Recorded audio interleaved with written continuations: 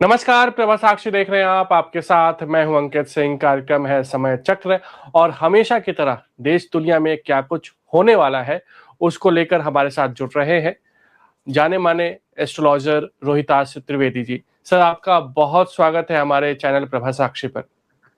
धन्यवाद अंकित जी।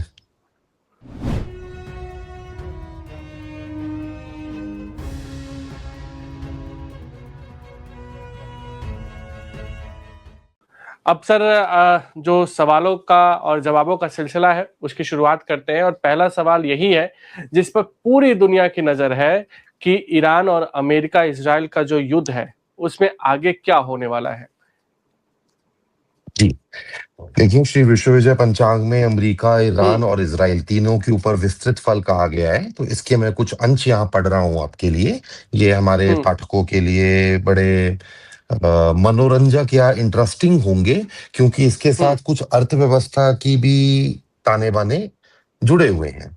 अमेरिका बिल्कुल। के लिए श्री विश्व विजय पंचांग ने इस वर्ष कहा है कि जून जुलाई 2026 ईस्वी में अमेरिकी अर्थव्यवस्था जोर पकड़ेगी। जून जुलाई 2026 ईस्वी, जुलाई के अंत और अगस्त 2026 ईस्वी में युद्ध भय और कुछ आंतरिक कलह के कारण कुछ तनाव अमेरिकी सत्ता को हो सकता है। किसी गणमान्य व्यक्ति की सेहत से संबंधित अप्रिय समाचार भी यहाँ प्रस्तुत हो सकता है। इसी संवत में, जो मार्च 2027 तक चलेगा, अमेरिका पूर्वी गोलार्ध में अपनी नौसेना का दबदबा बढ़ाएगा। चीन और अमेरिका, अभी ये चीन की यात्रा पे गए हैं पोटस, मेरे ख्याल आज ही। चीन और अमेरिका प्रत्यक्ष या अप्रत्यक्ष अथवा घोषित या अघोषित युद्ध काल में इसी वर्ष प्रवेश कर लेंगे। अब अगर हम इजराइल के ऊपर थोड़ा नजर डालें तो संवत्सर आरंभ में इजराइल प्रगति के पथ पर चलना आरंभ कर देगा। संवत्सर आरंभ होने से पहले 28 फरवरी को बमबारी शुरू हो गई। जून 2026 से दीपावली तक का समय इजराइल के लिए विशेष शुभ है, वेरी ऑस्पिशियस टाइम। ईरान के ऊपर अब क्या होगा ये तो अब हम कल्पना ही कर सकते हैं, क्योंकि इजराइल अब एक विशेष शुभ समय अवधि में प्रवेश कर रहा है, अभी मई के अंतिम सप्ताह, जून से। शरद एवं शीत ऋतु में इजरायली सेना पुनः अस्त्र गर्जना कर सकती है। दोबारा बड़ी भारी अस्त्र गर्जना करने के योग वापस इसी वर्ष में बनेंगे, जिसके फलस्वरूप 2027 में इजराइल को पूर्णतः शुभ फलों की प्राप्ति हो जाएगी। अब अगर मैं ईरान के ऊपर कुछ पंक्तियां पढ़ूं।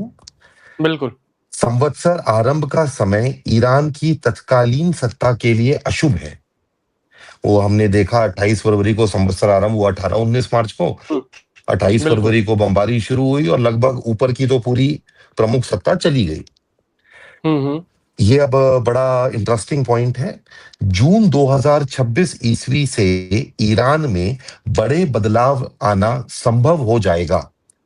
आईआरजीसी के विरोधी दल अब 2026 इसी वर्ष से ईरान में बड़े बदलाव आना अब संभव हो जाएगा। जो रिजीम चेंज के प्रयास कर रहे हैं, अब ये जून में संभव होना, जून में ये प्रकट होना, घटित होना संभव हो जाएगा। आईआरजीसी के विरोधी दल अब यहाँ पे सशक्त होना आरंभ करेंगे। अक्टूबर 2026 से संवत अंत होगा मार्च 2027 में, तक का समय राजनीतिक उलटफेर दिखा सकता है। ईरान की सैन्य महत्वाकांक्षाओं को, जो उनका परमाणु बम बनाने की और हॉर्मूज को कंट्रोल करने की सैन्य महत्वाकांक्षा है, ईरान की सैन्य महत्वाकांक्षाओं को जोरदार बड़ा धक्का लगेगा। तो यदि हम इन तीनों फलकथनों को, इजराइल, ईरान और अमेरिका के फलकथनों को देखें, तो अब जून से तो ईरान और अमेरिका लगभग ईरान के ऊपर, इजराइल और अमेरिका ईरान के ऊपर पूरा अपना शिकंजा कसना शुरू कर देंगे।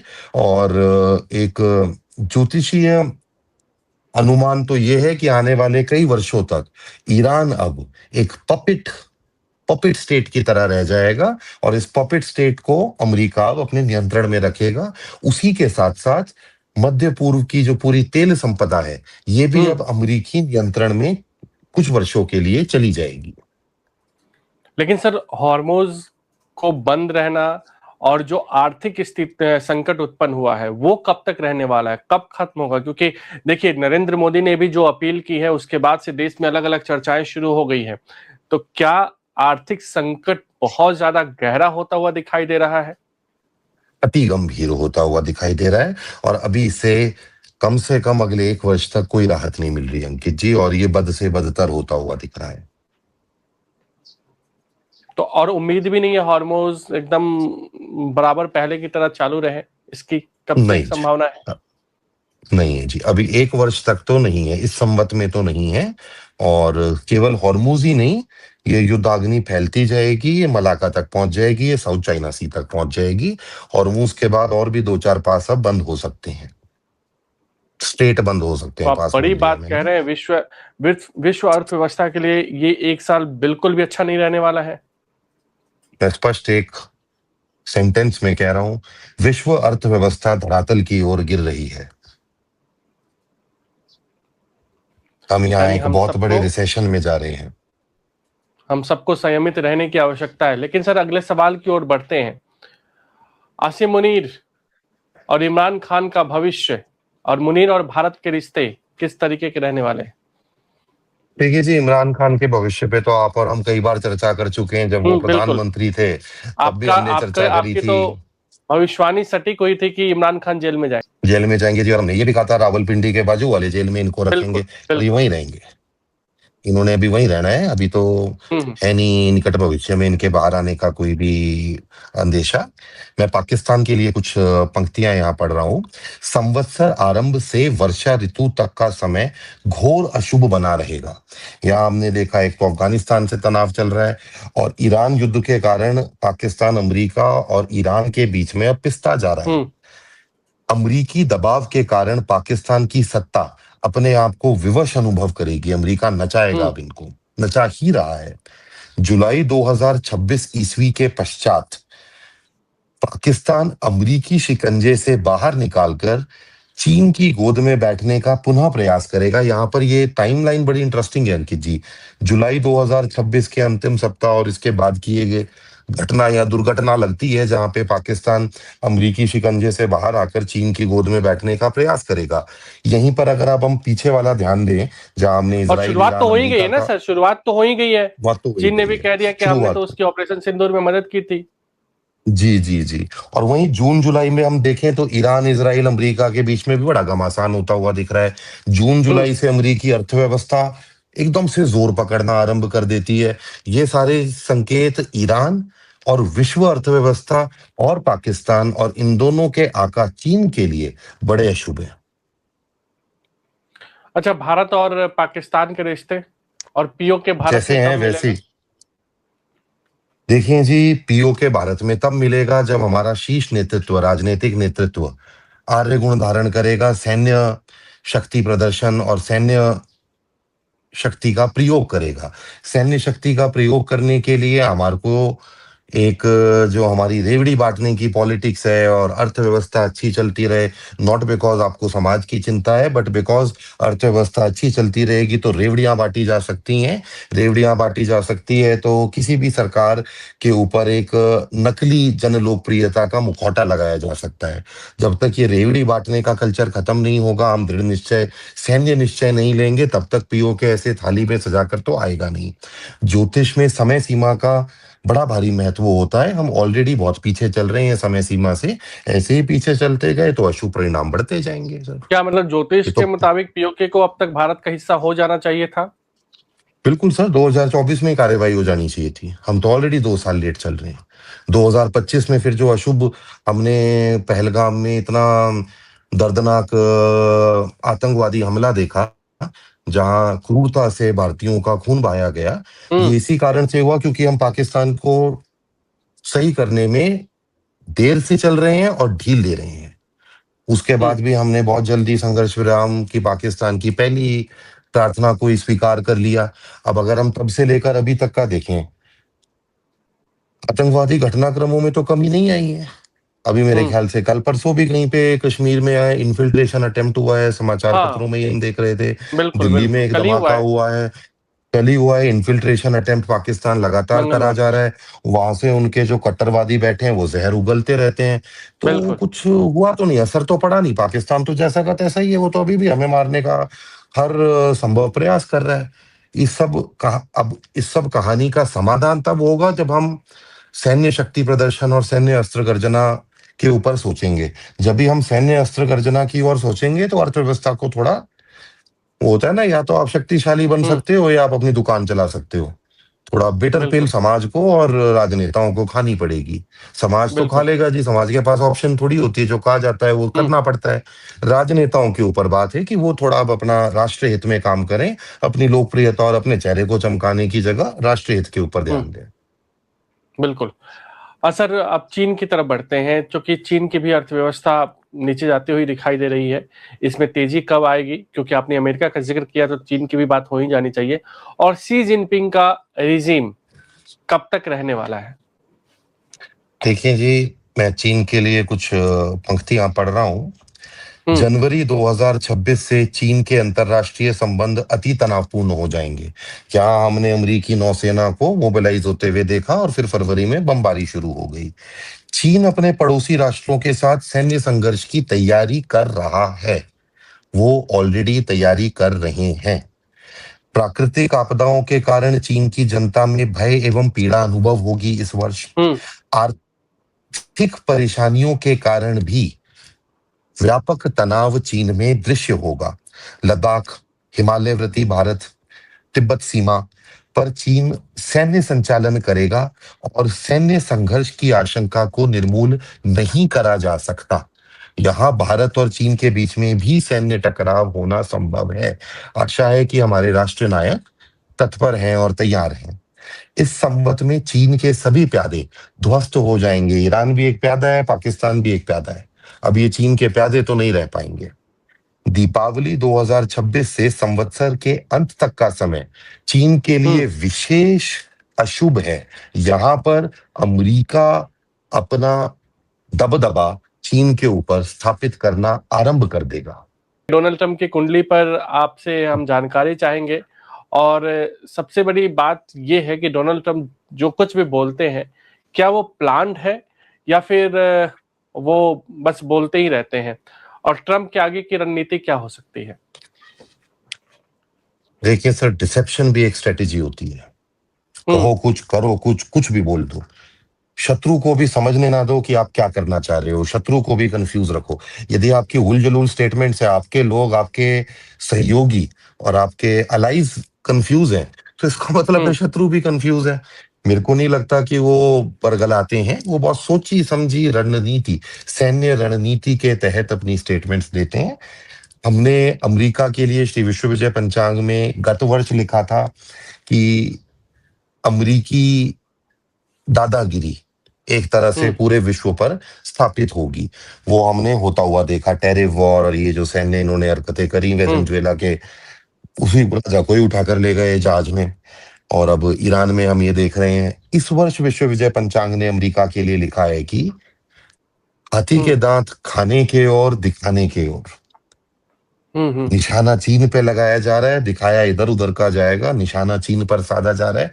मैं यहाँ पे एक कुछ पंक्ति बोलना चाहूंगा। बिल्कुल।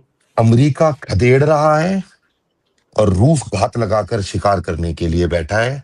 अमेरिका खदेड़ रहा है, खदेड़ हम्म। खदेड़ कर शत्रु को रूस की तरफ धकेल रहा है। और वहां रूस घात लगाकर बैठा है। जब समय उपयुक्त आएगा तब रूस को जो करना है वो कर लेगा। तो पुतिन क्या? अमेरिका और पुतिन। रूस एक अमेरिका और रूस एक गेम खेल रहे हैं। Hmm. Vladimir Putin has the Trump card. ये दोनों एक साथ हैं। एक सोची समझी लंबी कूटनीति, सैन्य मतलब कूटनीति आप कह रहे हैं कि के पुतिन और तहत ट्रंप दोनों एक साथ मिले हुए हैं? बड़े अच्छे मित्र हैं जी। सोच समझ के दोनों टैंगो कर रहे हैं। निशाने पे ईरान, कौन है दोनों के? यूक्रेन, बीजिंग और अच्छा। बीजिंग का ग्लोबलाइजेशन, उनका एक्सपेंशन। तो दोनों की कुंडली क्या कहती है, आप बता दीजिए कम शब्दों में। सर, अमेरिका तो जैसे आपने मुझे बताया था कि कुछ सोशल मीडिया पे चैटर चल रहा है कि डोनाल्ड ट्रंप अंतिम बिल्कुल। राष्ट्रपति हैं। ऐसा तो मेरे को लगता नहीं कि डोनाल्ड ट्रंप अंतिम राष्ट्रपति हैं, क्योंकि इनकी बेटी Ivanka Trump is all set to be the first woman president of United States of America. तो अमेरिका तो अभी है। चीन का I am not sure, it appears to go through disintegration. और सीसीपी, पुतिन? रूस तो मजबूत होता जाएगा सर। रूस के अंदर अच्छा। हमें कोई दिक्कत आती नहीं दिख रही, और मजबूत और होता व्यक्तिगत जाएगा। तौर पर चीन ट्रंप और पुतिन कितने मजबूत होंगे व्यक्तिगत तौर पे? अब इससे ज्यादा क्या मजबूत होंगे सर? इससे ज्यादा मजबूत होने में तो इंद्रासन ही मिलेगा। दोनों सुपर पावर है सर, विश्व की दो सबसे पावरफुल हस्तियां हैं दो अभी। हम्म। अच्छा, अभी आपने जिक्र किया कि चीन पड़ोसी देशों के साथ युद्ध की तैयारी में है, तो चीन ताइवान क्या कोई संकट दिख रहा है? इसके अलावा लद्दाख और भारत और चीन अरुणाचल में की बात। संकट दिख रहा है। अच्छा, संकट भारत और लद्दाख और चीन के साथ। अरुणाचल पे दिख रहा है जी। अच्छा। अच्छा, इसके चीन यहाँ अलावा पे भारत बाकी को और। चीन यहाँ भारत को सैन्य संघर्ष में उलझाने का प्रयास करेगा। अच्छा, ये कब तक हो सकता है? सर समय सीमा पे मैं टिप्पणी नहीं करना चाहूंगा, क्योंकि सामरिक महत्व है इसका। बिल्कुल। क्या भारत इसके लिए पूरी तरीके से तैयार है? सर ऑपरेशन सिंदूर और उसके बाद हमने बहुत सारी अभी एक्सरसाइजेज होते हुए देखी। हमारे बहुत सारे मिसाइल टेस्ट भी हुए हैं। एयरफोर्स, आर्मी, नेवी ने बहुत सारी अभी हमारी एक्सरसाइजेज करी हैं, करते रहते हैं। तो मेरा व्यक्तिगत मानना है, जो हम समाचार पत्रों में देखते हैं, कि हम तैयार हैं। बिल्कुल।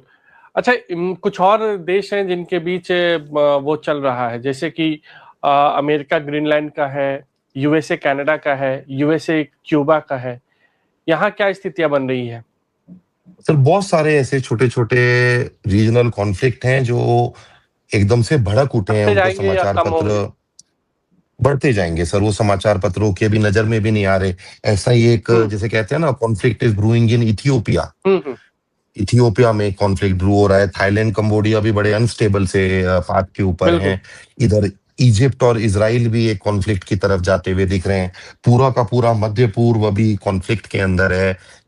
हमें पनामा के अंदर भी कॉन्फ्लिक्ट होते हुए हम देख सकते हैं यहाँ पर। तो अभी तो हम एक पूरा, जिसे कहते हैं ना, विश्व एक बारूद के ढेर पे बैठा हुआ है।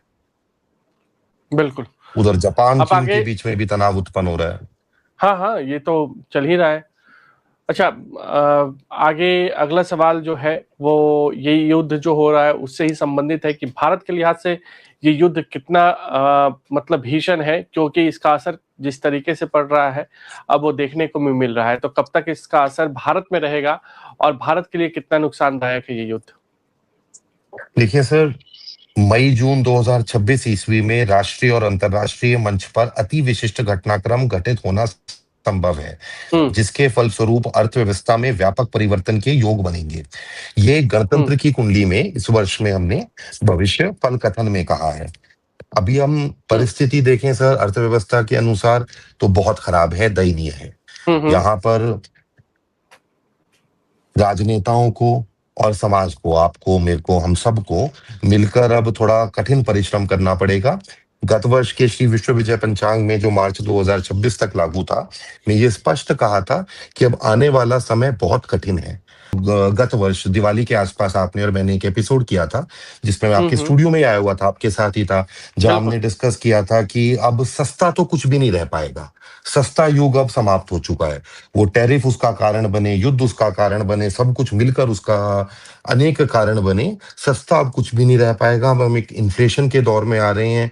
यहाँ पे नौकरियां जाएंगी, अर्थव्यवस्था की गति भी धीरे हो जाएगी, और समाज को और राजनेताओं को अब बड़े कठिन परिश्रम से एक संघर्षपूर्ण समय को देखना होगा। और गत वर्ष के पंचांग में हमने लिखा था कि यदि आपको एक समृद्ध राष्ट्र व्यवस्था बनना है, यदि आपको एक विश्व गुरु या विश्व शक्ति बनना है, तो उसके लिए बड़ा कठिन मेहनत, संघर्ष करना पड़ता है। ऐसे ही विश्व शक्ति नहीं बन जाते, ऐसे ही हम समृद्ध नहीं बन जाते। बड़ा कठिन परिश्रम करना पड़ता है समाज के हर वर्ग को। ऐसा नहीं हो सकता कि आधे समाज को तो आप रेवड़ियां बांट रहे हो, जिससे उनको मुफ्तखोरी की महामारी लग गई है, बाकी का आधा समाज भारत में रहना ही नहीं चाहता, वो विदेश निकल जाना चाहता है। तो ऐसा तो हम विश्व शक्ति, विश्व गुरु कुछ भी नहीं बन पाएंगे। विश्व शक्ति बनना है, एक समृद्ध राष्ट्र व्यवस्था बननी है, तो अब बहुत कठिन परिश्रम करना पड़ेगा। आने वाला समय अब सरल नहीं है, ना तो समाज के बिल्कुल लिए, ना राष्ट्र नायकों के लिए। बिल्कुल। लेकिन सर आप इतनी सारी बातें बता रहे हैं, लेकिन इसका सीधा असर तो नरेंद्र मोदी की छवि पर हो रहा है।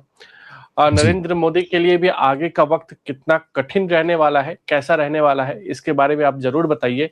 क्योंकि नरेंद्र मोदी ने जब से लोगों से अपील उन्होंने की है कि आप वैकल्पिक जो मार्ग है, मतलब इनकी मीन्स ऑफ ट्रांसपोर्ट है, उसको चुनिए, अपना पर्सनल कम कीजिए, पेट्रोल डीजल कम खर्चा कीजिए, उड़ान कम भरिए, सोना कम खरीदिए। उसके बाद अलग अलग तरह से देश में उनकी छवि बनाई जा रही है, उनके बारे में चर्चा हो रही है।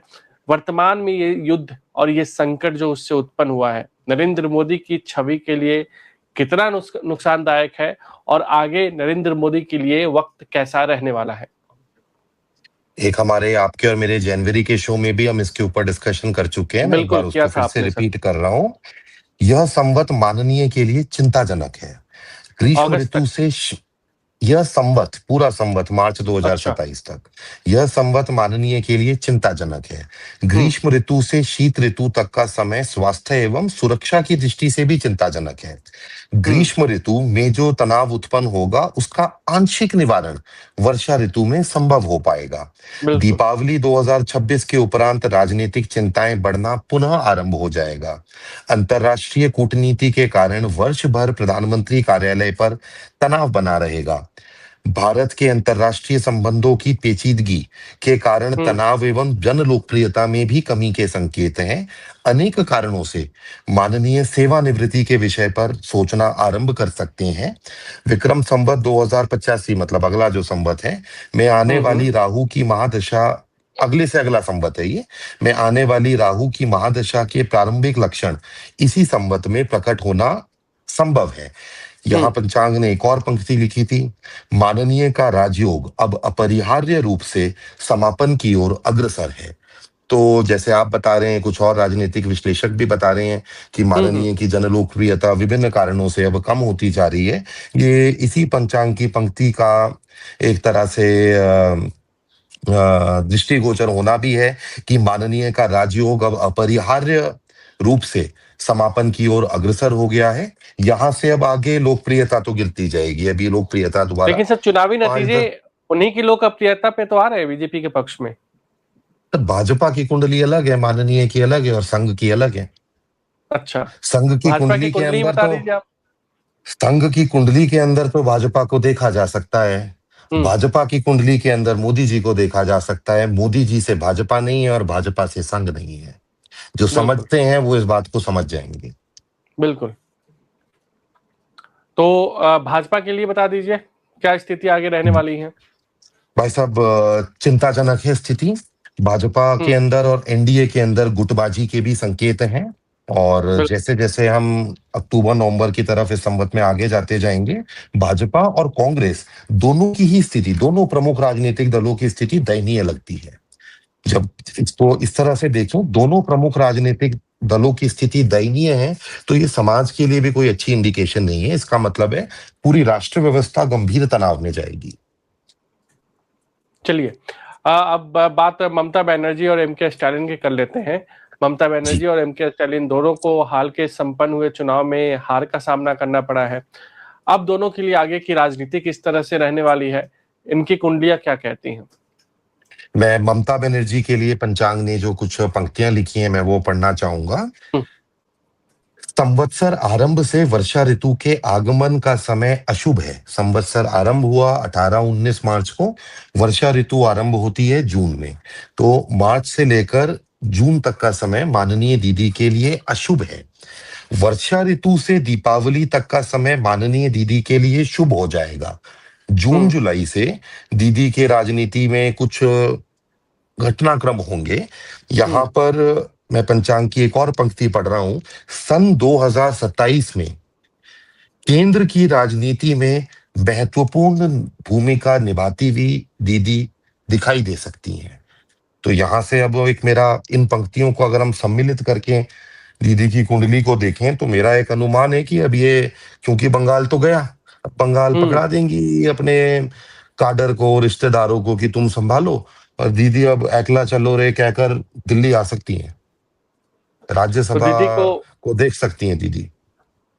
दीदी को कांग्रेस का साथ ज्यादा मिलेगा या अखिलेश, अरविंद केजरीवाल, एमके स्टैलिन उनके साथ ज्यादा खड़े रहेंगे? मेरे को तो ये सारे ही साथ खड़े होते हुए दिख रहे हैं सर। साथ नहीं होंगे ये सब? स्टालिन का मुझे नहीं पता। केजरीवाल, अखिलेश और कांग्रेस, ये तीनों तो साथ देते हुए दिख रहे हैं। कांग्रेस, जिसे कहते हैं ना कि जब घी सीधी उंगली से नहीं निकलता तो टेढ़ी उंगली से निकालना पड़ता है, उस तरह की किसी परिस्थिति में कांग्रेस साथ देगी, साथ दिलवाया जाएगा। ठीक है। क्या किसी बड़े राज्य में उठापटक की स्थिति आने वाली है? सर ये थोड़ा डिफिकल्ट क्वेश्चन है, इसके लिए 30 के 30 जो हमारे राज्य हैं उनकी कुंडलियों को देखना होता है। ये मैंने ऐसे सारे राज्यों को तो नहीं देखा है। ठीक है। क्या राहुल गांधी और प्रियंका गांधी का कद बढ़ सकता है, पावर बढ़ सकता है, या फिर इनकी भी लोकप्रियता में गिरावट देखने को मिलेगी? देखिए, राहुल गांधी जी के लिए ग्रीष्म ऋतु अशुभ प्रतीत होती है। जून जुलाई 2026 से संवत अंत तक का समय इन्हें तनाव और मनवांछित राजनीतिक उन्नति से दूर रखेगा। नवंबर 2026 से मार्च 2027 ईस्वी तक का समय कष्टदायक भी है। निकट संबंधियों से मनमुटाव एवं प्रियजनों के स्वास्थ्य के कारण चिंताएं भी आएंगी। तो राहुल गांधी जी के लिए तो मेरे को कोई उन्नति नहीं दिख रही। प्रियंका गांधी जी की कुंडली में इस वर्ष और अगले वर्ष भी उन्नति के योग दृष्टिगोचर हो रहे हैं। यहाँ पर माननीय सोनिया गांधी जी के स्वास्थ्य के लिए भी कुछ चिंताजनक योग प्रस्तुत हुए हैं। राज्यों की कानून व्यवस्था की स्थिति क्या रहेगी? क्योंकि अब तो असम और बंगाल में सरकार बनने के बाद यूसीसी पर जोर है। बंगाल में हमने देखा चुनाव बाद हिंसा किस तरीके से हुई है। तो कानून व्यवस्था की क्या स्थितियां रहने वाली है राज्यों में, कहाँ सबसे ज्यादा बिगड़ेंगी? क्योंकि उत्तर प्रदेश में अगले साल चुनाव भी है, तो उस लिहाज से भी आपसे बात करनी होगी। देखिए सर, हिजरी सन एक हमारे जो इस्लामिक मतानुसार, कैलेंडर अनुसार एक हिजरी सन होता है। हिजरी सन के ऊपर भी कुछ ज्योतिष के उपकरण लगाकर मुस्लिम समुदाय के ऊपर भविष्य फल कथन किया जाता है। तो ये सब कॉन्टिनेंट, इंडियन सब कॉन्टिनेंट के जो हमारा मुस्लिम समुदाय है उसके लिए ये कुछ पंक्तियां हैं। युद्ध भय, रोग पीड़ा एवं मजहबी हिंसा वर्षभर बनी रहेगी। बड़े स्तर पर जन पलायन के योग बनेंगे। मुस्लिम समाज में गुटबाजी होगी और अलग अलग मुस्लिम समुदाय एक दूसरे के दुश्मन बन जाएंगे। पठान, बलूची और सिंधी मुस्लिम पाकिस्तान के पंजाबी मुस्लिमों के विरोध में भयंकर रोष प्रदर्शन करेंगे। बांग्लादेश भी मजहबी हिंसा और युद्ध भय के कारण पीड़ा अनुभव करेगा। रोहिंग्या मुस्लिम एवं बांग्लादेशी मुस्लिम अपने आप को एक दूसरे के विरोध में पाएंगे।